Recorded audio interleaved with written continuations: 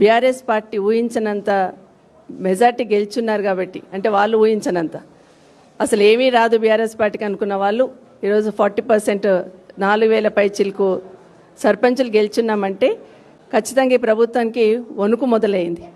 కాబట్టి రేపు municipal elections పెట్టున్నాము. Municipal ఎలక్షన్లో కూడా బీఆర్ఎస్ పార్టీని అప్పర్ హ్యాండ్ అవుతుందేమో అన్న ఆలోచనతో ఈ దానికి తెరలేపడం ఒక కారణమైతే, మొన్న హరీష్ రావు గారు బొగ్గు కుంభకోణంలో ఏదైతే అవినీతిని ప్రశ్నించారో దాన్ని డైవర్ట్ చేయడానికి, దానికి సమాధానం చెప్పడానికి వాళ్ళ దగ్గర సమాధానం లేక ప్రజలోకి అది వెళ్లకుండా ఉండడానికి ఈరోజు ఫోన్ ట్యాపింగ్ది విచారణ అనేది మొన్న హరీష్ రావు గారికి నోటీస్ ఇవ్వడం, ఈరోజు కేటీఆర్ గారికి నోటీస్ ఇవ్వడం అనేది దాంట్లో భాగంగా నేను మాత్రం భావిస్తూ ఉన్నాం. ప్రజలే భావిస్తున్నారు.